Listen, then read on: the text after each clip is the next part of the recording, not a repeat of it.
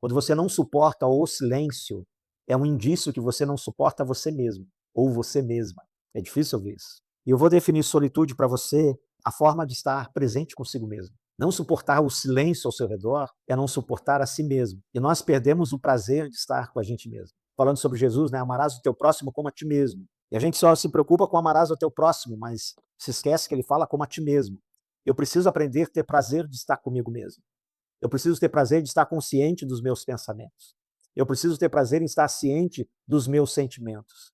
Eu preciso ter prazer no chamado do osso santo. Não vou fazer nada, vou estar simplesmente presente comigo mesmo.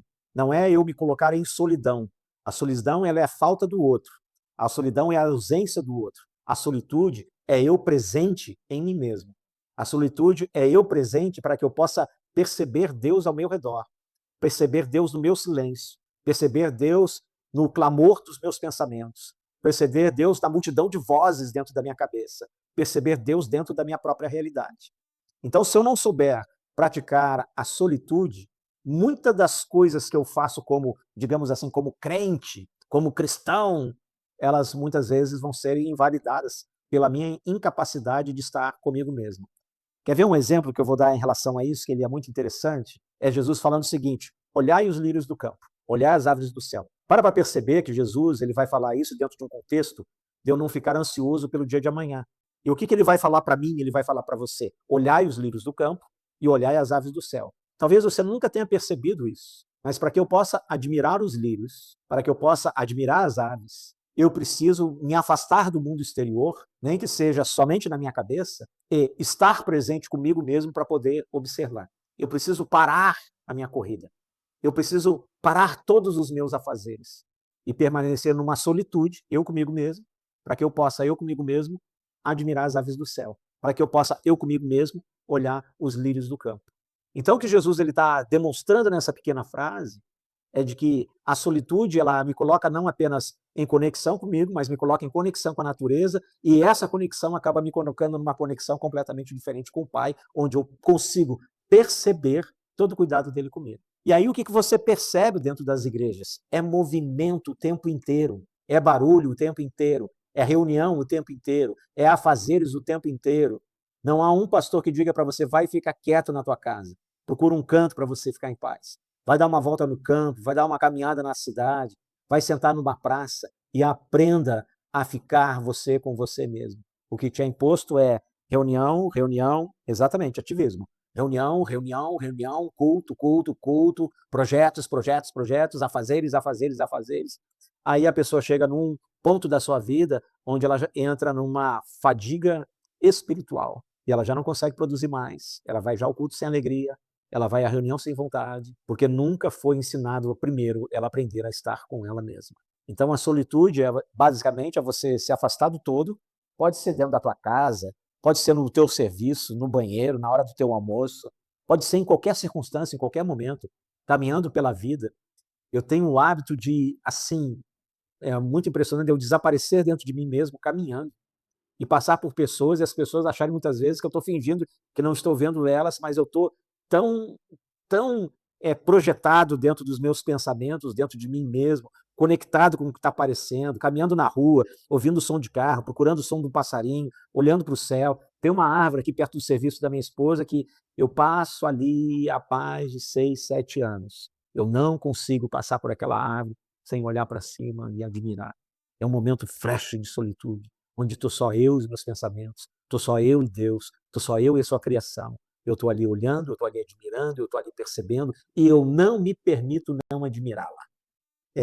Nos meus últimos 5 anos como pastor institucional, quantas vezes acordei domingo de manhã querendo estar em casa, cansado, exausto, a alma cansada, a cabeça cansada, mas eu tinha que estar lá dentro.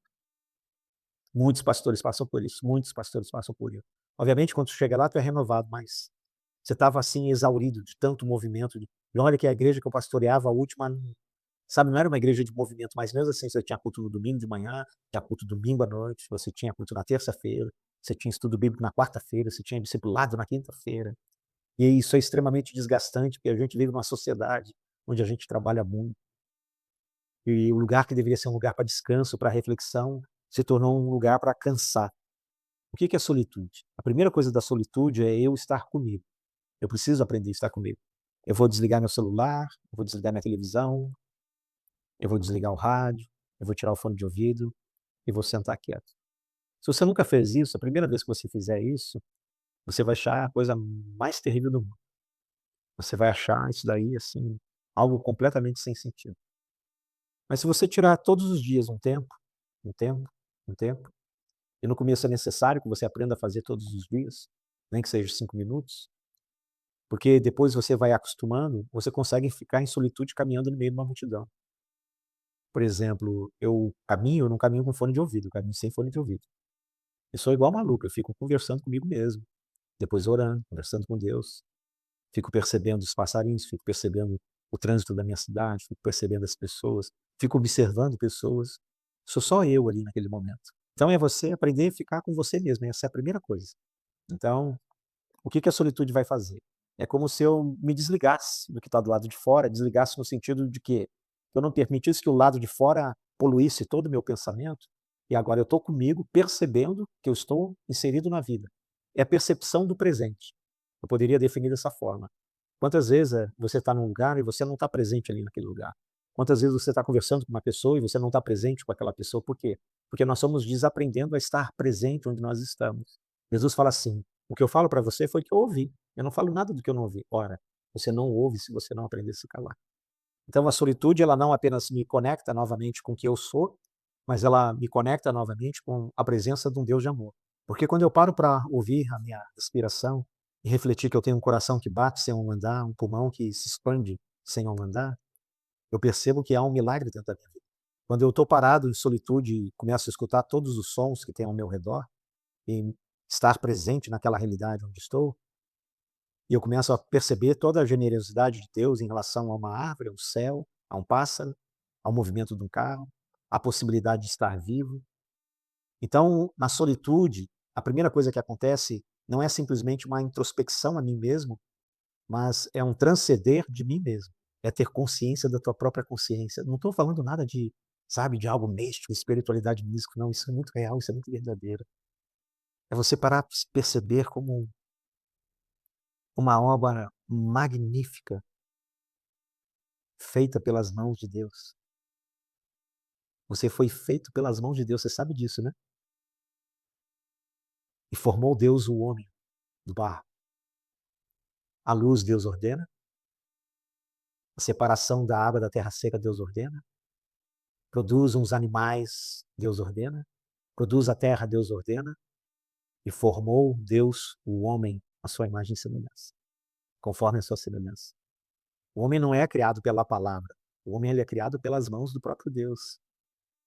O texto, a palavra formou no hebraico, era uma palavra que fala em ser feito através de uma forma, de um barro amassado numa forma. Ou seja, teve que colocar as mãos para que eu e você pudéssemos ser feitos. A solitude, ela tem a capacidade de trazer essa compreensão para a sua vida. Isso não se ensina dentro das igrejas, porque isso é perigoso, porque isso faz você ter uma consciência de quem você é, e as pessoas não gostam que você tem. Você foi feito, você foi formado, Deus colocou as mãos, a intimidade, a proximidade, a comunhão, para fazer eu e você, o ser humano, diferente de todas as criações. Vai lá ler sobre os animais. Produz a terra, produz os mares, seres viventes, produz a terra, haja sol, haja lua. E disse Deus, e assim se fez, e disse Deus, e assim se fez, e disse Deus, e assim se fez. Aí diz, façamos o homem a nossa imagem e semelhança, e formou Deus o homem do pó da terra. Formou. Deus não mandou acontecer, Deus não deu uma palavra para que você existisse. Ele pegou com as próprias mãos e formou a nossa realidade.